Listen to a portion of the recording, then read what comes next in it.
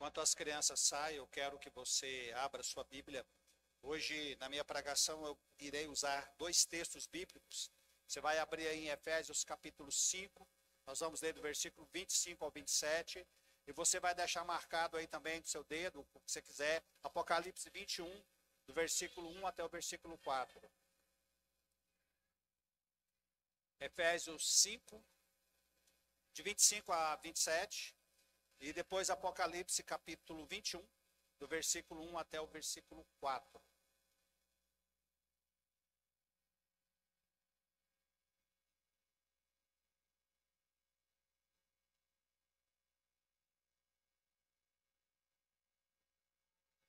Alcione, ajuda a dona Tânia a achar Apocalipse aí, que ela não achou ainda não.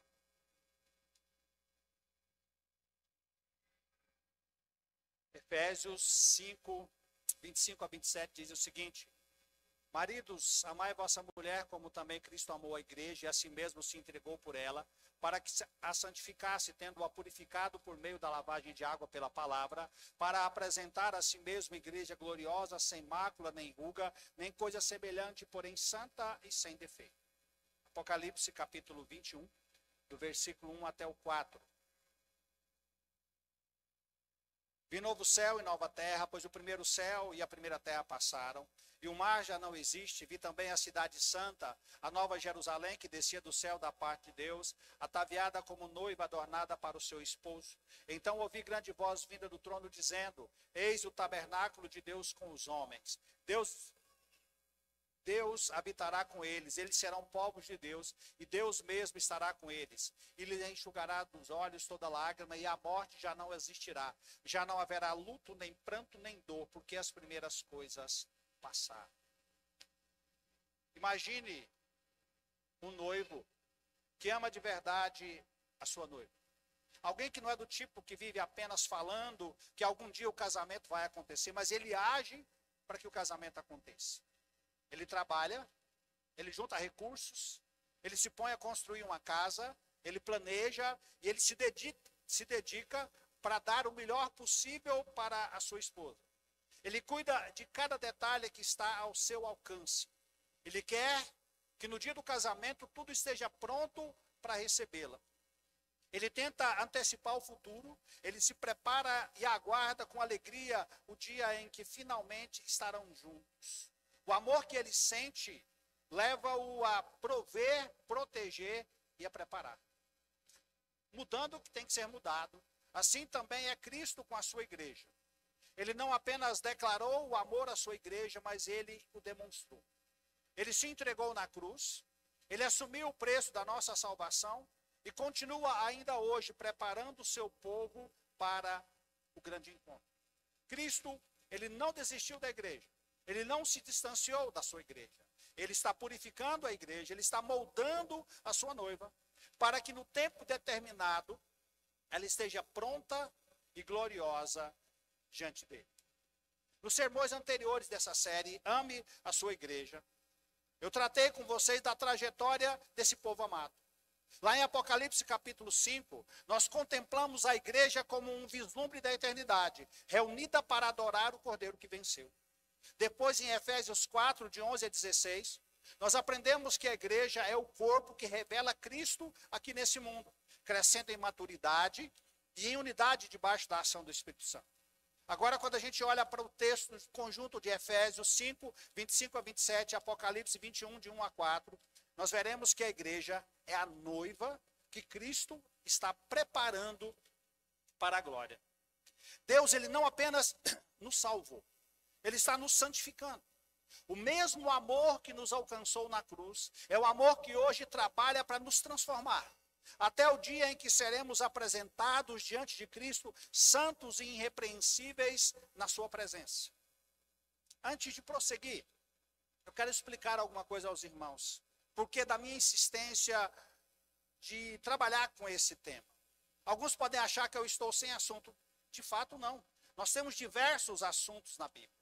Mas é que olhando para a minha igreja e orando ao Senhor, eu adotei essa sequência, ela forma uma tríade, vamos dizer assim, da seguinte forma: a visão celestial da igreja, o que ela é diante de Deus, adoração e glória lá em Apocalipse 5, a função terrena dessa igreja, o que ela tem que fazer aqui nesse mundo, serviço e crescimento, em Efésios capítulo 4. E agora, na terceira parte, o destino eterno da igreja. O que ela será plenamente na eternidade, a santificação e a glória dessa igreja. A minha intenção, com essa progressão, é levar você de uma visão contemplativa da igreja a ter uma atitude ativa. Porque às vezes nós temos diversas pessoas que olham para a igreja, olham para os seus problemas, criticam, mas não fazem nada, não se envolvem, não participam. Meus queridos, problema dentro da igreja, nós tivemos desde o princípio. Nunca houve aqui, nunca vai haver nessa terra uma igreja perfeita. Você sabe por quê? Vamos pegar o nosso caso. Começando do pastor. Eu não sou perfeito. Presbítero, você é perfeito? Eu tenho certeza, se eu perguntar a cada um dos meus presbíteros, nenhum vai dizer que é perfeito. Então, se a liderança da igreja não é perfeita, como que a igreja vai ser? Meus irmãos, nós somos pecadores. Nós estamos no mundo caído. A igreja teve problema. Vai lá, por que se elegeram diáconos? Porque alguns estavam sendo esquecidos da distribuição dos alimentos. À medida que você vai vendo a progressão da história da igreja, a igreja de Corinto falou mal do seu fundador. A igreja de Corinto disse o seguinte do apóstolo Paulo: nas suas cartas ele é muito forte, mas pessoalmente a presença dele é fraca. Paulo teve que escrever a segunda carta simplesmente para defender o seu ministério apostólico. Você já viu a igreja da Galácia? A hora que Paulo vira as costas, eles começam a querer ser judeus. Aí quando você olha para a história da igreja, nunca houve um momento na história da igreja que ela não enfrentasse problemas. Você sabe por quê? Porque nós estamos na igreja, nós somos pecadores. Então, nesse sentido, a minha intenção é que você saia da visão contemplativa, de ficar pensando e imaginando uma igreja perfeita, que você não vai encontrar, a não ser na eternidade. E se envolva, que você tenha uma esperança e participação dentro da igreja. Ou seja, dentro do que eu propus. Ver, viver e esperar. 3 movimentos que consolidam o amor e o compromisso com a igreja. Então, é justamente por amar a minha igreja que eu estou insistindo nesse assunto, estou pregando essa série que tem o título de Ame a Sua Igreja. A beleza da adoração, a importância da participação e a esperança que nós temos da glorificação. Semana passada eu já preguei em Efésios, então eu vou ser um pouco mais rápido na minha contextualização. A carta de Paulo aos Efésios, ela traz o pensamento eclesiológico, como é que Paulo imagina a igreja dentro do plano eterno de Deus. Essa carta, ela foi escrita pelo apóstolo Paulo quando ele estava preso, primeira vez em Roma, por volta do ano 60, 62. Ele escreveu para os crentes da cidade de Éfeso, que era uma cidade importante, era uma metrópole do Império Romano, onde ali hoje você tem a Turquia, Éfeso, onde existe essa cidade, só não tem mais crente. Era um centro comercial e religioso, famoso, que tinha uma das 7 maravilhas do mundo antigo, o templo da deusa Diana. Era um símbolo de idolatria e de imoralidade que marcava a vida daquela sociedade. Então, quando Paulo escreve, ele escreve para afirmar os crentes na identidade e nos privilégios que eles possuem em Cristo. Essa carta, ela tem 2 partes muito claras, do capítulo 1 até o capítulo 3. É doutrina, é teologia, é o que é que Deus fez para que nós fôssemos salvos. É a realidade de que a salvação é uma obra completa de Deus que nos alcança. Do capítulo 4 ao capítulo 6, é como se Paulo dissesse: olha, eu dei boa doutrina, agora eu vou mostrar para vocês como é que vocês vivem isso na vida prática. E o texto que nós usaremos nessa noite, aí o versículo 5, capítulo 5, versículo 5, 25 a 27, está dentro da relação em que Paulo fala de Cristo e a igreja, dentro do contexto do relacionamento entre marido e mulher. Quando Paulo fala sobre o amor conjugal, ele revela por trás disso um mistério ainda maior. O amor redentor de Cristo pela sua igreja. Um amor que santifica, que purifica e que prepara o povo de Deus para ser apresentado diante dele em glória. Já o texto de Apocalipse, ele mostra o cumprimento dessa esperança que nós falamos até agora. Aquilo que que Cristo está fazendo, preparando a igreja, se cumpre ali no texto de Apocalipse. Ali você encontra a igreja adornada como noiva, descendo do céu para o encontro com seu esposo. O que acontece em Éfeso, a santificação da igreja, culmina em Apocalipse com a glorificação dessa mesma igreja. Portanto, os dois textos, eles se completam. O amor que purifica e o amor que leva à consumação. Da cruz que santifica, as bodas que eternizam. Por isso, eu vou falar essa noite sobre a igreja, o povo que Deus está preparando para a glória. E eu farei isso em 3 pontos, sendo que o meu primeiro ponto é: o amor de Cristo, ele é o fundamento da santificação da igreja. Maridos, amai vossa mulher, como também Cristo amou a igreja, e assim mesmo se entregou por ela para que a santificasse, tendo-a purificado por meio da lavagem de água pela palavra. Ainda que esse texto tem um assunto principal, eu quero me ater apenas a uma parte do seu ensino. Ele fala do relacionamento conjugal, estabelecendo o relacionamento entre Cristo e a igreja como um padrão para o casamento. O apóstolo Paulo, ele eleva o padrão do amor conjugal ao compará-lo ao amor de Cristo pela sua igreja. Nenhuma relação humana pode servir de modelo para esse amor, porque é o amor de Cristo que serve de modelo para a relação conjugal. Ele é o ponto de partida, o fundamento e a fonte. Essa frase, Cristo amou a igreja, ela carrega um peso que nós não conseguimos nem medir. O verbo usado aqui, ele indica um amor decidido, um amor voluntário, um amor sacrificial. Cristo, ele não amou a igreja pelos seus méritos, mas apesar dos nossos pecados. Seu amor, ele antecede qualquer resposta humana. E esse amor de Cristo pela igreja o levou a uma entrega total, porque o texto continua dizendo: a si mesmo se entregou por ela. Não existe expressão mais profunda do amor de Deus do que a existência da cruz. Ele não apenas enviou bênçãos, ele se deu. E essa entrega não foi uma tragédia acidental, mas foi um ato consciente e deliberado, a doação do próprio Cristo para resgatar e purificar o seu povo. E o versículo seguinte, ele revela o propósito dessa entrega, para que a santificasse, tendo-a purificado por meio da lavagem de água pela palavra. A linguagem aqui usada remete à purificação cerimonial que acontecia no Antigo Testamento. No dia do perdão, antes do sacerdote, do sumo sacerdote, poder entrar no Santo dos Santos, ele tinha que fazer uma lavagem sacrificial para que ele pudesse se apresentar corretamente.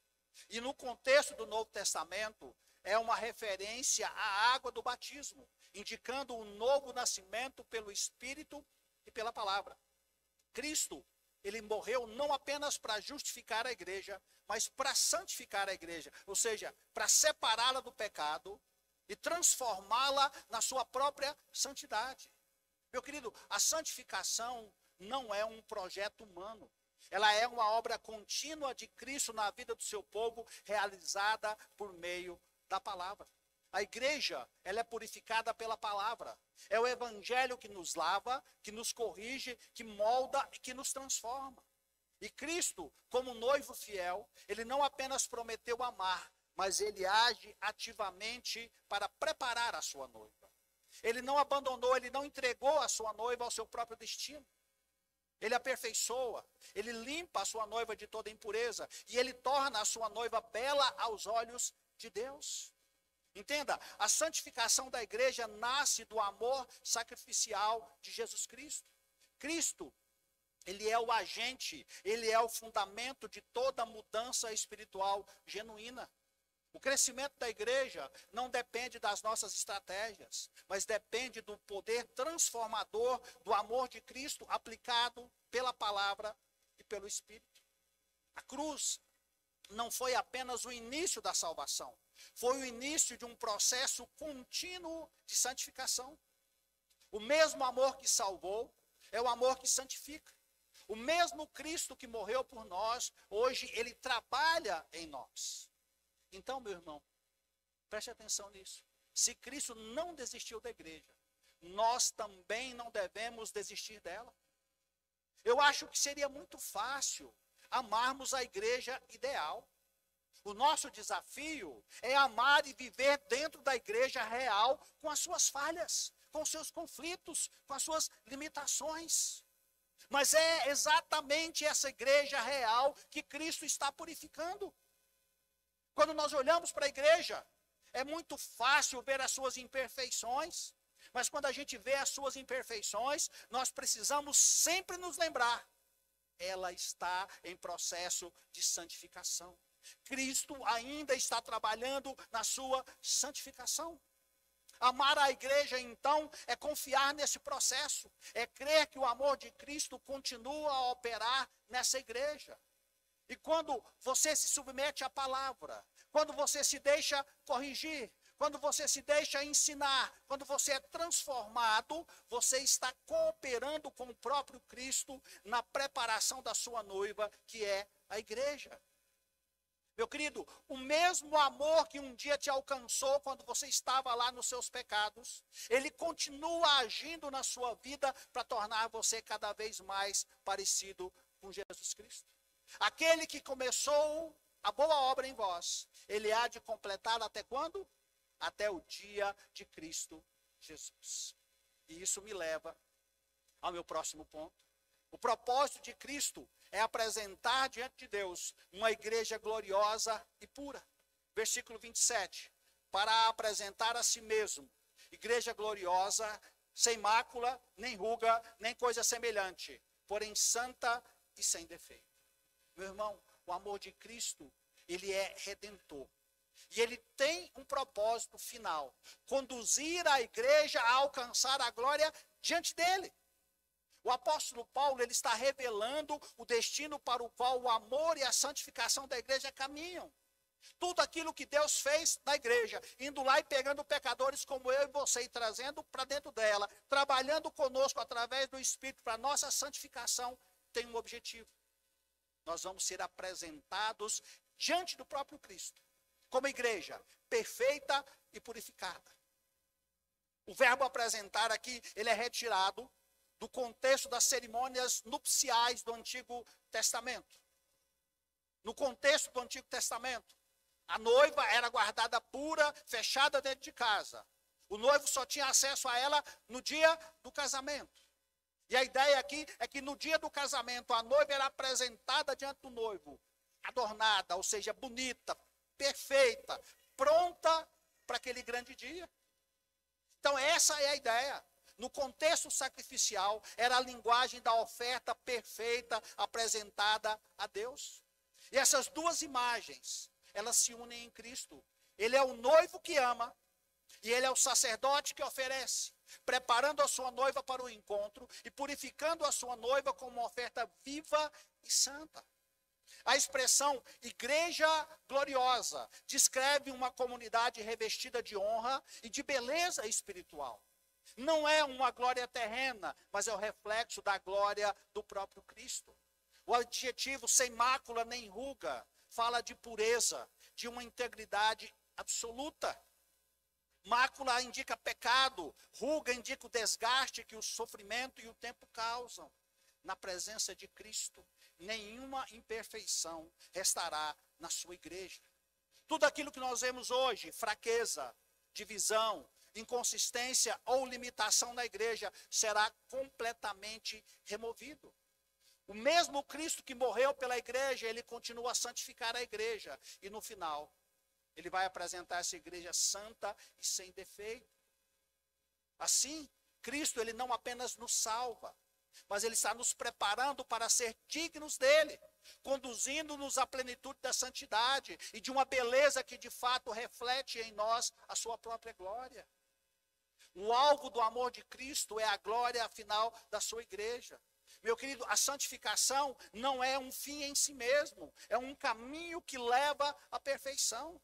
Aquilo que Cristo começou na cruz não terminou na nossa conversão. Aquilo prossegue dia após dia, até o momento em que ele vai nos apresentar o seu povo completamente transformado diante do Pai. Meu amado, Deus não está apenas reformando indivíduos. Ele está formando uma noiva, ele está formando o seu povo, a sua igreja. Então, olhe para a sua vida, cada provação, cada problema, cada disciplina, tudo isso faz parte do processo de embelezamento espiritual da igreja. Cristo está adornando a sua igreja, preparando a sua igreja para o grande encontro. Quando nós olhamos para a igreja com olhos humanos, nós vemos as suas falhas, nós vemos os seus defeitos, as suas divisões, e facilmente nós podemos começar a desanimar. Só que pela fé, nós somos chamados a enxergar o que é que Cristo está fazendo na sua igreja. Meu querido, a igreja de hoje, ela é imperfeita? É, mas ela está a caminho da perfeição. O Cristo que purifica é o mesmo que vai glorificar essa igreja. Por isso, em nome de Jesus, não despreze a igreja por suas falhas. Veja a igreja à luz daquilo que ela será, santa, sem mancha, nem ruga, pronta para o encontro eterno com o seu Senhor. E quando você persevera na fé, quando você serve com amor e você se mantém comprometido com a igreja, você está participando da obra de Cristo. Você está cooperando com o propósito eterno de Cristo. Quando você fica de longe, de braços cruzados, criticando os problemas da igreja, você está trabalhando contra os propósitos de Cristo. Eu não estou dizendo que nós não podemos ver, que nós não devemos tratar os problemas. Eu estou dizendo que nós devemos nos envolver para que sejamos a solução dos problemas. Entenda que a glória futura da igreja dá sentido às imperfeições que nós vemos hoje no presente. Cada culto, cada ato de serviço, cada momento de fé fazem parte da preparação da noiva para o cordeiro. Hoje aqui, ouvindo a pregação da palavra, sendo trabalhados pelo Espírito Santo, nós estamos caminhando um pouco mais para nos aproximarmos daquele momento final. É o amor de Cristo que garante que nada será em vão.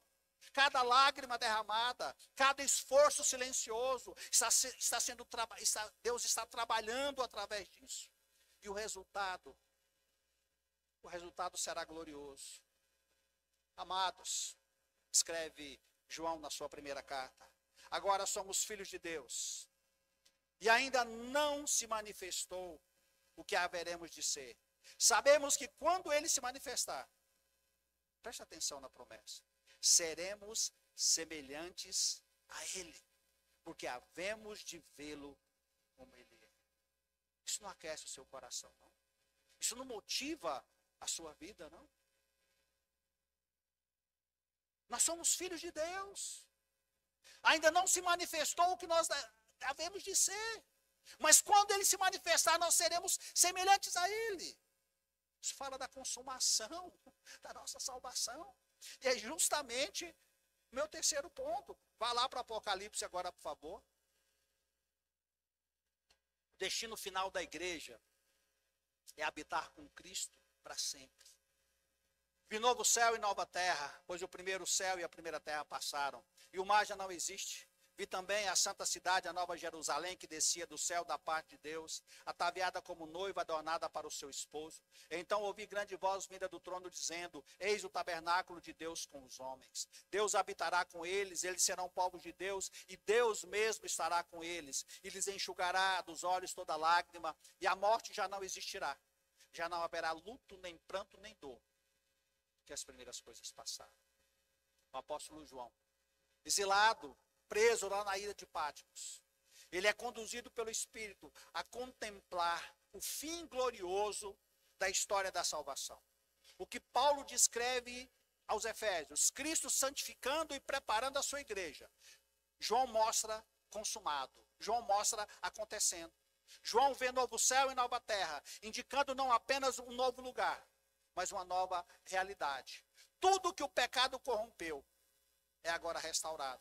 O mar, símbolo do caos, do medo e da separação, já não existe. Ou seja, todo o abismo que separa Deus e o seu povo foi removido. E em seguida, o que é que João vê? Ele contempla a cidade santa, a nova Jerusalém. Mas ao mesmo tempo que ele vê a nova Jerusalém, ele a vê como uma noiva que desce ataviada, ou seja, enfeitada, adornada, bonita para o seu esposo.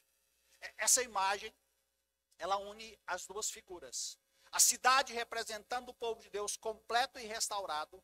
E a noiva representando a pureza e a intimidade eterna entre Cristo e a sua igreja. A obra iniciada por Cristo na cruz, que é continuada na nossa santificação, vai culminar onde? Na comunhão perfeita e eterna entre Deus e o seu povo. E a voz vinda do trono anuncia o quê? Eis o tabernáculo de Deus com os homens. Meu irmão, você entende o que esse texto está dizendo aqui? Aquilo que foi perdido no Éden, aquilo que no deserto era apenas uma sombra, a presença de Deus entre o seu povo, agora é restaurado, é uma realidade plena e permanente. Agora, na nova criação, não haverá lágrimas, nem morte, nem luto, nem pranto, nem dor. O pecado que separa, a morte que rouba, o sofrimento que fere, tudo isso vai ficar para trás. E a presença do próprio Deus será a alegria e o consolo eterno do povo de Deus. O que antes era promessa, agora se confirma. O que era fé, agora se transforma em visão. Porque o destino da igreja é habitar com Cristo em comunhão eterna. A santificação de hoje é o caminho que conduz à glorificação de amanhã. O amor que nos salvou e nos santifica é o mesmo que vai nos conduzir ao nosso lar definitivo. A Bíblia, ela começa com Deus habitando com o homem lá no jardim do Éden. E ela termina como? Com Deus habitando novamente com o homem em glória. Início e fim. O mesmo início e o mesmo fim, com uma mudança muito grande. Aqui não vai haver o pecado e nem a possibilidade da queda. Toda a história da redenção, tudo aquilo que nós estamos vivendo, meu irmão, caminha para esse ponto. A união perfeita entre Deus e o seu povo. A visão de Apocalipse é o grande consolo que nós, como igreja, temos hoje. Por isso, quando a dor parece não ter fim, quando o pecado ainda resiste, quando a morte te entristece, esse texto nos lembra, isso tudo vai passar. Quando você pensar nos seus problemas, quando você pensar nas dores que você está passando, lembre-se, isso tudo vai passar. Essa promessa ela é valiosa demais, meus irmãos. A igreja, ela caminha para o dia em que a sua fé será transformada em plena comunhão. Por isso tem uma implicação. Ame e sirva a sua igreja hoje, mesmo com as suas imperfeições. Porque mesmo imperfeita, ela é a noiva de Cristo. E cada gesto de fidelidade agora é parte da preparação para o grande encontro. Meu querido, cada culto é um ensaio do céu. Cada comunhão verdadeira é um vislumbre da eternidade. A esperança da glória não é uma fuga da realidade, mas é o que nos mantém firmes em direção a ela. Saber para onde nós estamos indo nos dá força para permanecer firmes. Cristo, ele está preparando a sua noiva e em breve ele vai buscá-la. Apocalipse 19 diz o seguinte: alegremos-nos e exultemos e demos-lhe glória. Por quê? Porque são chegadas as bodas do Cordeiro, cuja esposa a si mesmo se ataviou.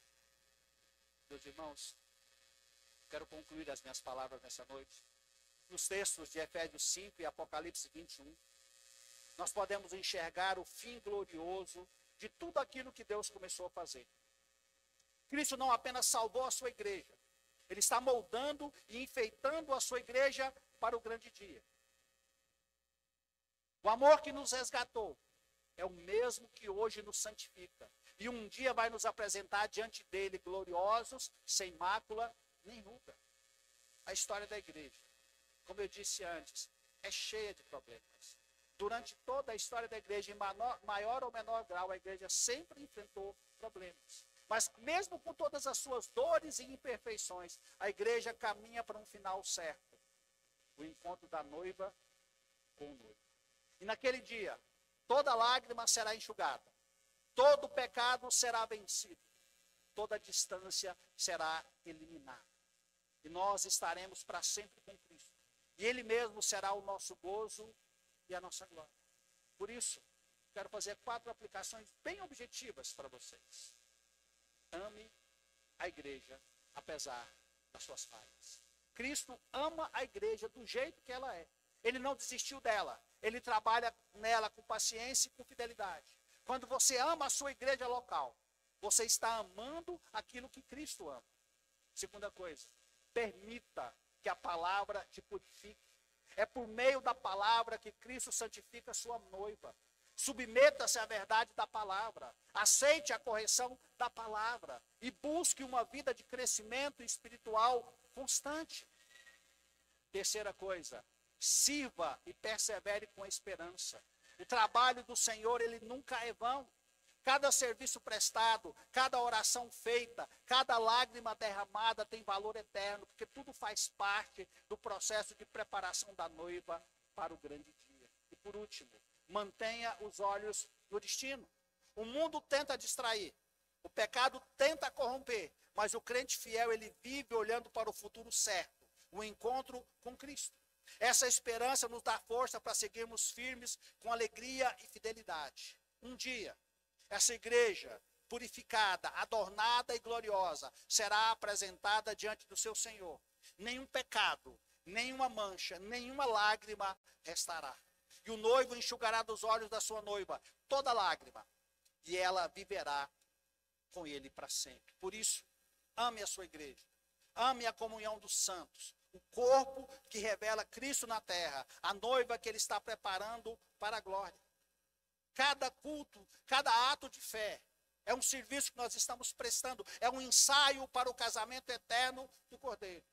Que o nosso coração arda de gratidão e de esperança, e que possamos dizer com convicção e com alegria: Senhor Jesus, continua a nos preparar para aquele grande dia, quando a tua igreja santa e gloriosa vai ser apresentada diante do Senhor. Eu disse diversas vezes durante esses dias e vou repetir: cada culto, cada oração, cada comunhão são um ensaio do céu. E um dia, quando as cortinas da história se fecharem, aquilo que hoje é ensaio se tornará celebração eterna. Ame a sua igreja, porque Cristo a amou, a salvou, a santifica e voltará para buscá-la. E o mesmo Apocalipse termina dizendo o seguinte: certamente venho sem demora. Amém. Vem, Senhor Jesus. E antes de concluir essa mensagem, eu quero concluir a série toda. Eu quero falar ao seu coração. Disse antes e eu repito agora. Trabalhei com esse assunto não por falta de assunto. Passei um mês praticamente falando sobre a igreja e a nossa vida dentro da igreja. Mas eu quero que você saiba, isso não é falta de assunto. É fidelidade ao chamado que Deus me deu. Na Bíblia, os profetas e os apóstolos não mudavam de tema até ver a verdade consolidada no coração do povo. Insistir na verdade não é uma repetição cansativa, é pastoreio. E é por amor à igreja que eu tenho insistido nesse tema: ame a sua igreja. Ao longo dessas semanas, eu tentei buscar com vocês e mostrar a igreja como Deus a vê. Não como um prédio, não como uma instituição fria, não como um hábito de domingo, mas como uma obra viva, preciosa e eterna, que nasce do amor do Cordeiro, é sustentada pelo Espírito e caminha para a glória do Pai. E talvez a maior necessidade do nosso coração seja justamente esse: lembrar quem nós somos, de onde nós somos tirados e onde Deus nos colocou. Porque é muito fácil, é fácil demais frequentar a igreja como quem cumpre um costume.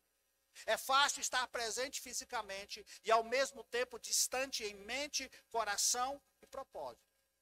É muito fácil olhar para a igreja, enxergar as suas falhas, as suas fraquezas e ignorar que ela está no centro do plano eterno de Deus. Mas quando nós abrimos a Bíblia e olhamos pela janela da eternidade, nós percebemos algo espantoso. A igreja é o povo pelo qual Cristo se entregou. Esse povo, pecador, como eu e você. E é através dessa igreja que Deus age no mundo. Deus escolheu habitar entre pecadores remidos. Deus escolheu fazer de nós seu corpo, sua família, sua noiva. Ao longo dessa série, eu coloquei diante de vocês 3 realidades maravilhosas. A igreja é uma amostra da eternidade. Quando nos reunimos e adoramos o Cordeiro, o futuro invade o nosso presente. Depois eu mostrei que a igreja é o corpo que revela Cristo aqui nesse mundo. Aqui nós aprendemos, aqui nós crescemos, aqui nós servimos e aqui nós somos moldados à imagem dele. E hoje eu mostrei que a igreja é o povo que Deus está preparando para a glória. Cristo nos santifica hoje para nos apresentar perfeitos naquele grande dia.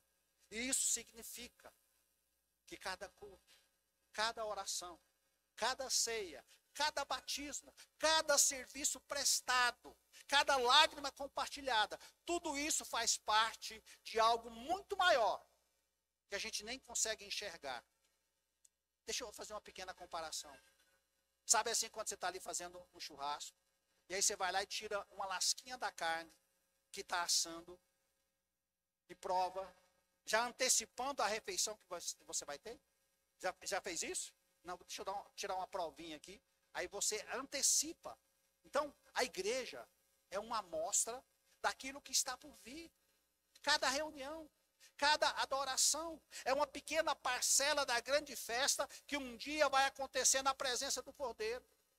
Um dia, e eu digo para você, esse dia está mais perto do que nós estamos imaginando. Nós estaremos reunidos com todos os remidos de todas as épocas, de todos os povos e de todas as línguas. Estaremos diante do trono, olhando para o Cordeiro que foi imolado por nós.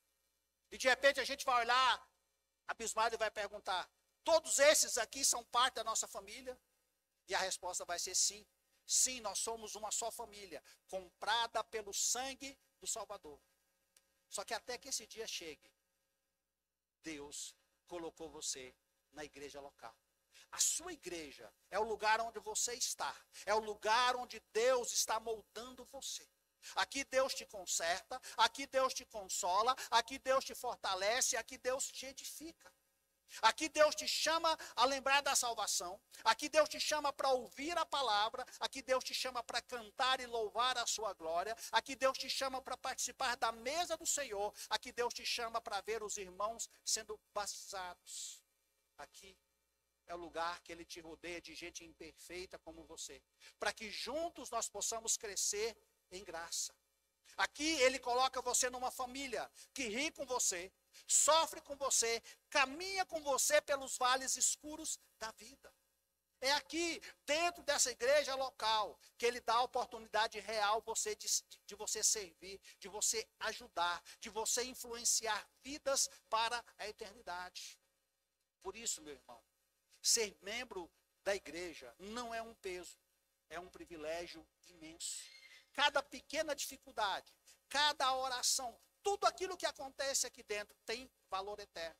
Então, quando eu encerro essa série, o chamado de Deus para nós, ele é claro e ele é urgente. Ame a igreja, porque o Senhor da igreja ama a sua igreja com amor eterno. Que o Deus que nos resgatou, que o Cristo, o esposo da igreja, e que o Espírito Santo nos una, nos fortaleça e faça com que nos tornemos uma comunidade que vive, celebra e honra o privilégio de ser o povo de Deus aqui nesse mundo. E quando o dia final chegar, que nós possamos olhar uns para os outros e para o Cordeiro e dizer: valeram a pena todos os nossos esforços, todos os nossos cultos, todas as nossas lágrimas, porque isso aqui é o que de fato nós fomos chamados para ser, a igreja gloriosa na presença do Senhor. Que essa verdade aqueça o seu coração e motive você a se envolver, a fazer parte e dizer: Senhor, eu estou aqui para servir a minha igreja, porque essa igreja é sua e você faz parte dela. Amém?